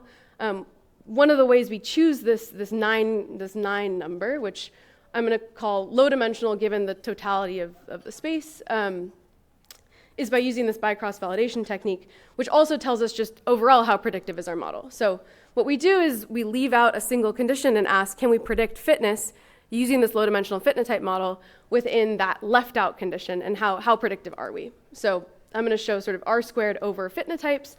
The dark line is the median across all of these left-out conditions. And you can see in the data that when we're looking within these base conditions, we can get almost 80% of the variation with this low-dimensional model, and we reach that quite quickly. And that's the case for all of these different base conditions. So again, lending support to the fact that, yes, this low-dimensional model is highly predictive, and it doesn't seem to sort of depend on whether or not the mutants evolved to that base condition. We can also ask, so we see that this low-dimensional model is highly predictive. Now we wanted to ask this other question of, are these phenotypes that we're discovering actually the same? So they're these latent abstract objects. It's hard to, you can't measure them and say they're the same. How do we figure out if these things are the same? We can use our favorite trick in this symposium and ask about prediction power. So we would imagine that if these phenotypes in these 3 different bases are the same, it shouldn't matter if we're trying to predict fitness within base or across bases.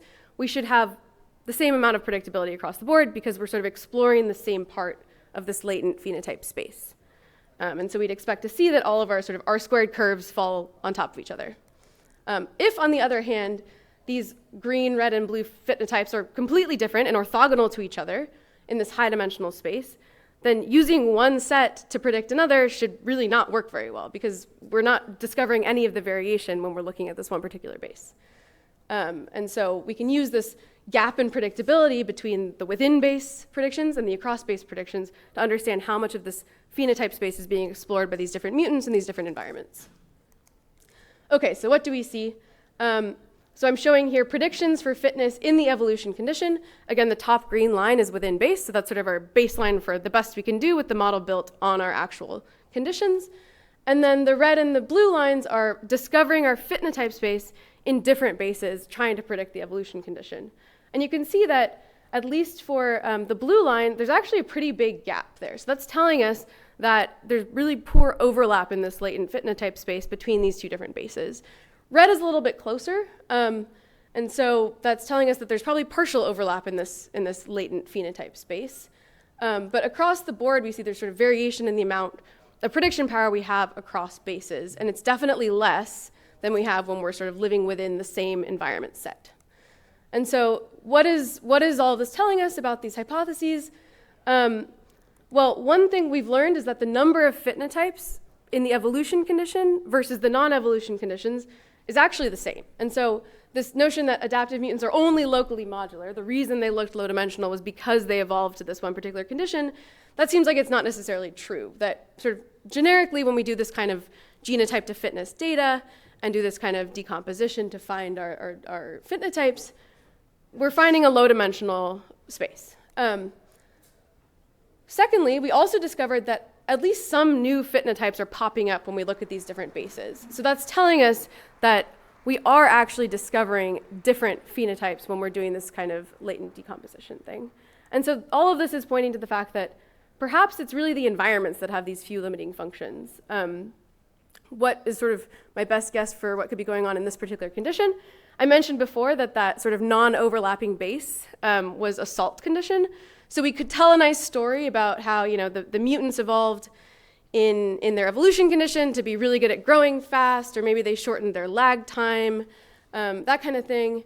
But when we threw a bunch of salt into the media, the only trait that mattered was resistance to osmotic stress or something like that. And so that was the direction of variation that mattered the most in the data, and that's completely orthogonal to whether it shortens its lag time or something like that. And so we can imagine that sort of using this locality and environment space allows us to project ourselves down to a lower dimensional space. And that, might give us some avenues for prediction. So in conclusion, I just wanted to, we're looking at these low dimensional models of latent phenotype space. We're seeing that we can actually capture fitness quite well. I like this conceptual idea of using prediction as a way to understand overlap in these latent spaces when it's not possible to directly measure things, especially phenotypes in these microorganisms. Currently, the data supports this limiting functions hypothesis that each environment has this really small set of functions that matter. And so sort of good news, bad news for predictability. The totality of the space is still very high dimensional, but if we know what small number of traits are important to a particular environment that we care about, then maybe we are reducing ourselves to this lower dimensional space where prediction is not so hard. So with that, thank all of my people, my collaborator Grant, and thank you all for listening. Happy to take questions.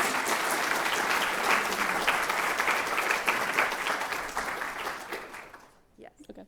Hi, I'm Kelley. I'm from the University of Groningen in the Netherlands, and I study polyploidy. Polyploidy is one of the most important drivers of evolution across life, and that's because it happened in the evolutionary history of almost all eukaryota. And the reason for that is where there's polyploidization, there's massive downstream advantages, such as more complex genes that then become more complex gene networks. There's massive bursts of speciation around polyploidization events, and even gives the ability to survive stress and environmental cataclysm over non-polyploid lineages. But in many ways, this is paradoxical because polyploidization itself is so detrimental to the individual. It causes sterility and gigantism, and if you throw a whole genome set on top of existing chromosomes, then it's going to mess with your carefully co-evolved epigenetic mechanisms. So it's really, really bad for the individual, and we have this really big gap in our understanding about how something so bad can become so good for a lineage down the way. But it's actually extremely difficult to study polyploidy because it's very difficult to make polyploids on purpose. And even when you do, they die in the first generation or they're sterile. So that's not really useful from an evolutionary context. So I overcame some of these barriers by developing this parasitoid wasp, Nosonia vitripennis, as a model specifically for studying experimental evolution of going from polyploid disadvantage to advantage. So this wasp has been used in research for decades. We have great omics resources for it. It's extremely easy to maintain. It has a 2-week generation cycle on just blowfly pupa you can buy from a fishing shop. And the really important thing is that the polyploids in the species are reproductive. So you can study polyploidy on and on and on. And I do this with various microinjection methods. But that is also supplemented by the fact that there's different polyploid lines. So there's this very old line called the Whiting polyploid line that was first discovered in the 1970s. It was a spontaneous mutation in lab stocks. We have no idea how it came to be, But we started getting some basic polyploid biology from Nisonia based off of this. So we know that they have extremely fertile polyploid males for some reason, which is very unusual. And they do have low fertility polyploid females, but they always make enough offspring to continue the line. But there's also the ability to make polyploids from scratch, so from point zero, using single gene knockdown of specific targets. So very briefly, these targets are in the sex determination pathway. Anything you see circled in red is one of those targets. And if you knock it down, you create a newly polyploidized male, which then makes polyploid female offspring, and then the cycle alternates. And then you can study polyploidy from its very point of conception, on and on and on. But this is a really weird way of becoming polyploid, because the most typical thing that happens in the ancestry of other eukaryotes is actually meiotic failure. So that's when you have your duplicated chromosomes during meiosis, and they all got shoved into one gamete for some reason. And when we started up this project, or I started up this project, a reviewer did say, like, I would really like to see this like normal form of polyploidy, please. And it's like, okay, we'll do that too. We'll use cosentine injection, which is a meiotic destabilizer, and get all those chromosomes into one gamete. And this is easier said than done because these wasps are smaller than a grain of rice, and it has to do live microinjection. There's a lot of swearing, breaking needles, really bad tempers in the lab while we're trying this. But we did get one polyploid individual to start the line. And the people who did it actually were my bachelor's team who had no prior research experience. So I always love to show them off in our celebratory lunch in that picture over there. Yeah, so all this synthesized together leads to the theme of the symposium, in that this is a great resource for kind of thinking about the predictability of polyploid evolution in an animal system. So this is kind of a thought experiment that I published in 2023 of like, there's this long-standing hypothesis in polyploid evolutionary theory that the polyploidization event is very important because it could lead to a gradient of polyploid detriment, and that could be your important determinant of whether you're going to be an evolutionary dead end, kind of like the default state because polyploidy is just so bad, versus like these very rare polyploid events that are just, you're just good enough to squeak by and eventually get your downstream advantage, all the way to like, maybe there's even a best way of becoming polyploid that's not so bad in the beginning, and then you just get all the advantages pretty easily. But this is only relevant if you actually do see variation in the polyploid phenotypes across these different lines, and do we? And the answer simply is like, yes. So there's very, very many aspects of this that I look at, but one of them is just fitness data. So if we look at the polyploid male fitness, the old possibly adapted line has much higher fitness than the other newly produced lines, whether it's the weird polyploid ones of only one gene or the whole genome duplication line. So you see that there's more offspring produced in that old line and lower amounts of offspring produced in those new lines. But we look at a different trait also, a very important trait of mate acceptance from the females for these polyploid males. So these just like control females. And in this species, it's completely female mate choice. Like the male cannot mate with her unless she gives a positive signal and can do this copulatory lock thing. She says no, that's just it. And also these females are monogamous, they only mate once. So this is a very high stakes trait for the male. And you can see that the males that have the higher offspring production also have the higher acceptance rate. So very nice correlation there. But if we look into female fitness, we have something different. The opposite effect occurs where the older, possibly adapted polyploid line has the lowest fitness, and the newly produced lines have the higher fitness with more offspring produced. And broad strokes, if you look at that pattern, it's an inverse. And the really crazy thing about this is that while we've never been able to really study animal polyploidy live before and look at the effects kind of segregating in the sexes, is it actually possible that there's a sexual trade-off on polyploid evolution, and how applicable is this to other eukaryotic backgrounds? So basically, is there a sex that wins polyploid evolution at the expense of the other? That's a very preliminary thought, but if that's the case, there has to be some kind of explanatory mechanism, and we haven't gotten to what that is yet. But there are some clues from various things. One of them is cellular biology.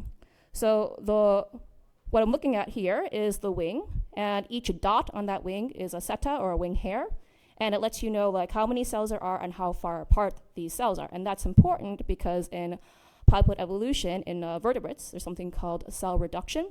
If you have a polyploid cell, it has more DNA, it's bigger, and then the whole organism is bigger. And then you have these problems of gigantism, of just protein-protein interactions and stoichiometric balance being thrown off, all the way up to a whole body organism where your organism just struggles to deal with even things like gravity. So some vertebrates manage this by having their larger but fewer cells. So the organs stay the same size and kind of maintains the same physiology. But we didn't know if this happened at all in vertebrates, so we just decided to take a look using these wings as our proxy trait. And the interesting thing is that the old, possibly adapted to polyploid line clearly has the cell reduction. As the ploidy scales up, you see that there are fewer but larger cells. But if you look at that weird new line with only one gene knockdown polyploid line, even if the ploidy goes up, you still have many few cells. And this is consistent across the ploidies. So maybe that's indicative of something. But a further clue is that there's something going on with the endopolyploidy. So endopolyploidy is its own separate huge thing of even normal organisms having multiple nuclei in certain tissues because they happen to be the hardest working tissues and just need like a metabolic or a gene product advantage. So things like heart cells and liver and placenta cells. And for insects, that's the wings because it takes a lot of energy to fly. So normal individuals have endopolyploidy in the thorax where the wings are.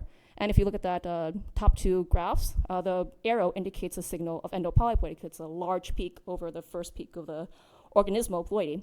And then if you look at the old possibly adapted to polyploidy line, that peak is still there. The values have shifted down because it's just more DNA overall. But then when you look at the bad performing, newly produced one gene knockdown polyploid line, that peak has gone missing. So this indicates that in some ways of becoming polyploidy, you can lose endopolyploid tissues. Who knows if it's wings or even more endopolyploid tissues? And does it have like major consequences to the biology of the organism overall? And does that lead to some being more successful in the end versus others? And then I want to touch very quickly on this because we actually have a gigantic RNA-seq data set going to very detailed analysis, but I have very little time, so I'm just going to do like very broad strokes kind of generalization. So another thing is that when you have these bad lines and you compare their polyploid signal against non-polyploid controls, their signals clearly separate. So the polyploid expression is not like that of normal non-polyploid expression. But when you look at these good lines that are performing better in various traits, the signal of the polyploids and non-polyploids are really interspersed with each other, so they resemble each other more. So that's also a clue of how some polyploids are getting by, and that's like resembling the non-polyploid better. So the takeaways of this is that Nasonia is a very good comprehensive model for studying polyploidy in different ways, and I always everyone's like, go ahead and take it. There's so much stuff to do in this. If you're interested, just let me know. Just take some objectives. I can't do them all. There's a fitness influence where there may be sexual conflict in male and female polyploid evolution, which has never been thought about before, and I want to really follow up on this. There is a possible clue in the cellular biology because you have variation in cell reduction and endopolyploidy in the different lines, and also in the gene expression where the good performing lines look like they have more similar expression to the non-polyploid controls than the bad performing lines, and this all feeds into this model that I introduced earlier, validating possibly this idea that there's a gradient of polyploid phenotype and therefore a gradient of eventual polyploid success. So I'd like to thank the many people who helped me, but primarily my advisor, Leah Bookboom, our co-PI on this project, Evelyn Verhaus, and her PhD student, Sammy, who was huge on the RNA-seq and wing data. And we actually published a paper going more into detail with this model and all the different crazy things you can do with it for polyploid biology and evolutionary applications. So that's in print right now, so please keep an eye out for it and read on it more if you like, and also talk to me. Thank you for your attention, and I'll be glad for any questions. All right, hi everyone. My name is Maria Kalambokidis. I'm a PhD candidate at the University of Minnesota, and I'm excited to continue to discuss the predictability of evolution, but this time looking very far into the past during the origins of life. So a major goal of evolutionary biology has been to explain the incredible diversity and complexity of life on Earth, and we found that evolutionary outcomes result from the effects of adaptation, chance, and history. Adaptation being the result of natural selection, chance due to random processes like mutation and drift, which can have long-term consequences known as historical contingencies. And together, this means that evolution is often unpredictable and unrepeatable. If we look closer at what this means, we can see that evolution can play out purely due to random processes or neutral processes leading to divergent outcomes. And even when selection operates on a population, it's in combination with drift. And so this confluence of random and non-random processes means that even during instances of general parallelism, evolutionary trajectories diverge. We can see this during the long-term evolution experiment with E. coli, where all 12 replicate populations saw an increased fitness and increased growth rate, but the exact mutations that conferred this change often varied among the populations. Similarly, as we've discussed in the symposium, even during instances of convergence, unique genomic changes can underlie these similar phenotypes. So even if a general trend in evolution may be predictable, the precise way that they arise might not be. And in our work, we're particularly interested in how this confluence of random and non-random processes shapes the emergence and evolution of complexity. Our approach typically is to use experimental evolution to develop empirical models to explore an underlying question of what selective contexts promote the evolution of innovation. And typically we use microbial systems, for example, yeast. We have here halophilic archaea and bacteria. But today I'm going to be focusing on the origin of life itself, and so looking at a pre-microbial system. Because the origin of life is inherently a question of how does complexity arise? How do we go from an inanimate prebiotic soup to complex cellular life? And typically, the emergence of life has been conceptualized as a series of increasing steps in lifelike properties. However, there are a number of concerns with this perspective. The first is that it's an unrealistic depiction of evolution as progress, which neither proceeds in a linear nor a stepwise fashion, nor does it always lead to greater complexity.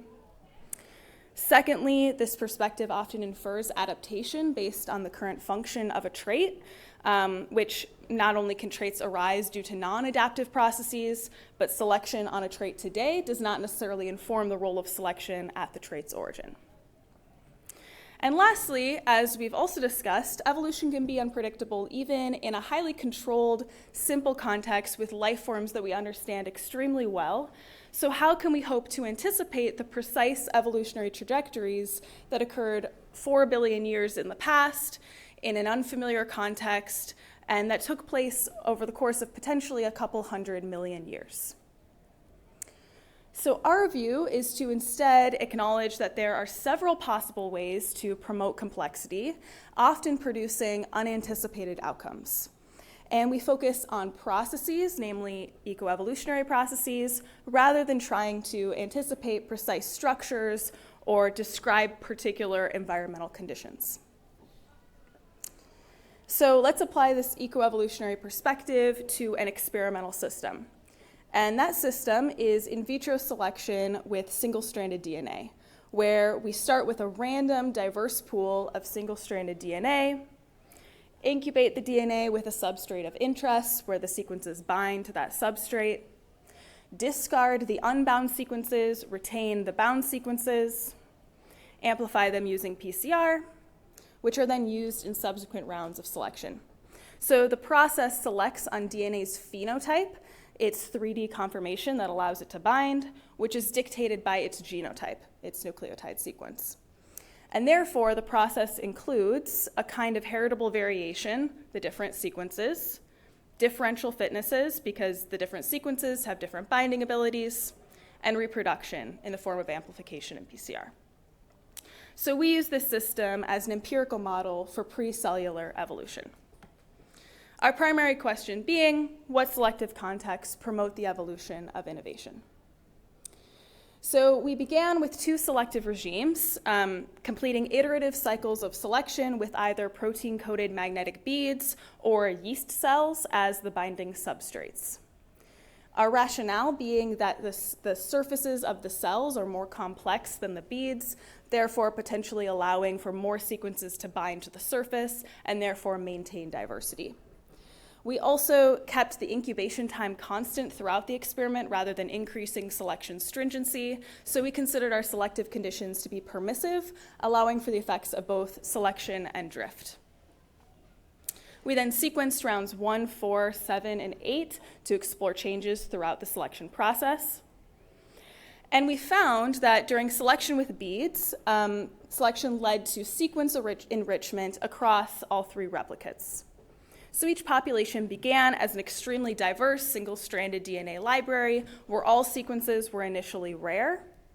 The most common final sequences then increased from rare over the 8 selection cycles, so that the 20 highest frequency sequences, the final sequences, collectively comprised around 50% of the final populations. As expected, this sequence enrichment corresponded with a decrease in sequence diversity. And additionally, we even see the effects of selection when looking at the frequencies of motifs, where motifs between 6 and 40 nucleotides, so shorter than the total sequence length, were more frequent in the final pools compared to initially.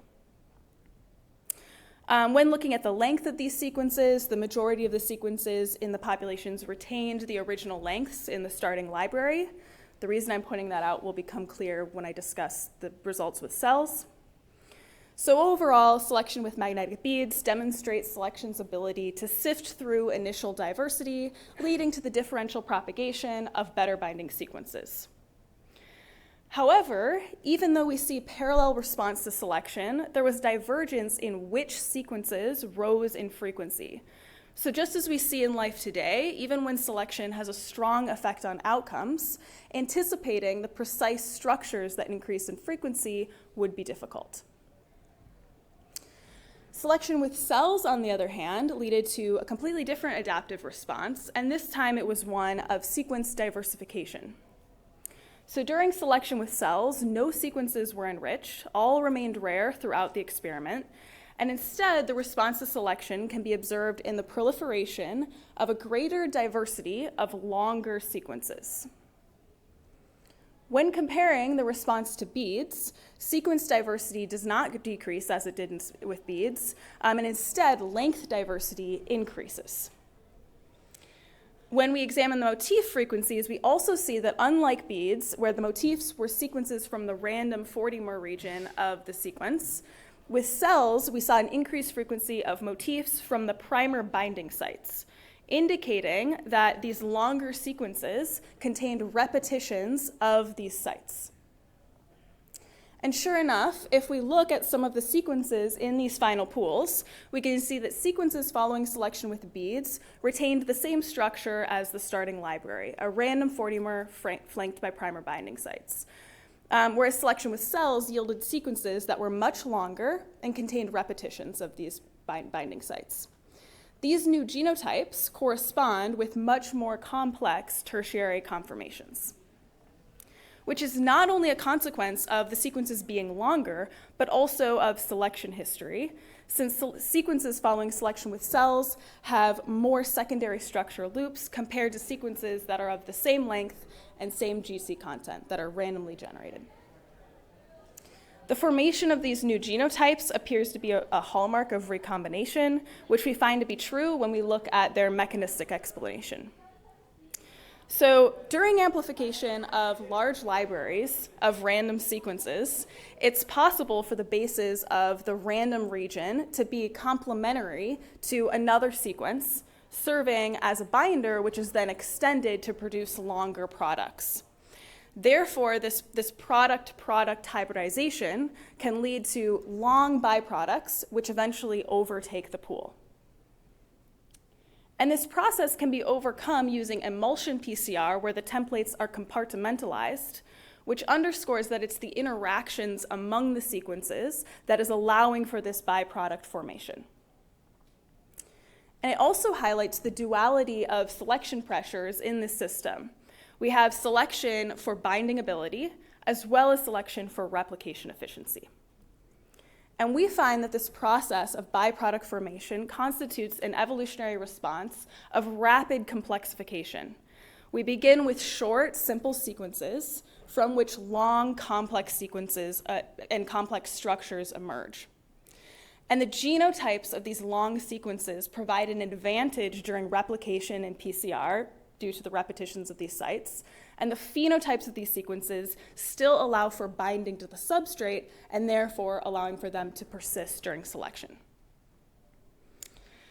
I don't have time to go further into more details of the results, but very quickly we also see the effects of history in this experiment when we incorporated a variable selection regime. We began with selection on one substrate before switching to selection on the other substrate. And what we find is that the longer that diversity is maintained, the more likely that these partially complementary sequences are to interact and therefore form these long byproducts. So overall, we see that more permissive selection regimes, where diversity is maintained longer, promotes open-ended evolution in the system. We identify alternative pathways during in vitro selection. Populations begin with an extremely high initial diversity in the starting library, on which selection has the opportunity to act. Selection with beads results in an adaptive response which decreases diversity, and then selection then operates to further homogenize the population. Alternatively, selection with cells leads to an open-ended adaptive response, where diversity is not only maintained, but novel sequences are generated, which these novel sequences then provide new opportunities for adaptation, resulting in the proliferation of even longer, more complex sequences. These complex sequences arise from cooperative interactions amongst these individuals, as we saw through byproduct formation, which forms these new genotypes, which is a key feature of major transitions in evolution, where individually replicating units come together to form a new level of individuality. And this occurred throughout life's history, from the origins of life to eukaryotic life to multicellularity, underscoring the significance of these ecoevolutionary processes and ecoevolutionary feedbacks in shaping and promoting the evolution of complexity. And with that, I'd like to thank members of the Travisano Lab, in particular co-authors on this work, my advisor, Mike Travisano, a postdoc in the lab, Dr. Naui Medina Chavez, a previous grad student, Dr. Jolene Key, and thank you for your attention.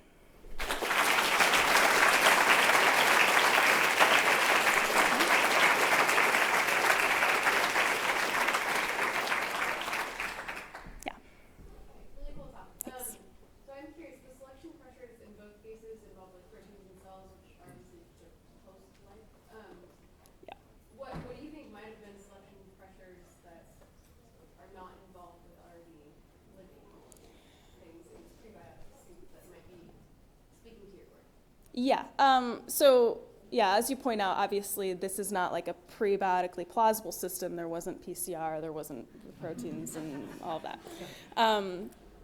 So we use it as a model for what kind of processes might arise.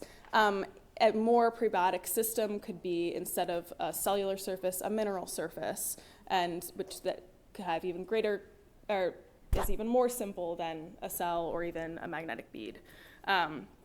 Or the surface of just a lipid vesicle, for example. Depends on what stage in the origin of life you're looking at, if the very first transitions versus closer to Luca. Yeah. Super awesome, great work. What you looked at, like what happens if you sort of like take away or just get rid of the selection pressures at all, or do they still hang around and do their thing at the level that they're doing it, or do you see some sort of like degeneration? Do you mean the selection pressure for binding? Or that's a good question. Do they stay? Like long? Yeah. So we haven't done a condition where we're just repeatedly running PCR and never doing binding. I would anticipate that they would continue to get longer, but that's a very interesting question of if there's like a limit, and then at what point that would plateau. I'm not sure. All of these long sequences are rare even at the end of the experiment because they're adding on longer portions. So that's very interesting to kind of look at how that would change if they no longer also had to bind. Yeah. You used the word cooperation, and you were showing the picture of PCR. Yeah. Maybe could you talk about why recombination instead of like horizontal gene transfer? That's a good question. I mean, I think it also has a hallmark of recombination, or recombination and horizontal gene transfer, and that it's separate genotypes forming a new genotype that's a combination of the two before. And neither of precise copies are then passed on. So I'm not sure what so it's indicative of a lot of these. I think of it as cooperation mainly because you're forgoing your original genotype to form a new genotype, and the way to persist is only through an interaction with another individual. But it could be up to different interpretations. I think maybe, yes, I will allow you to go to lunch. Thank you.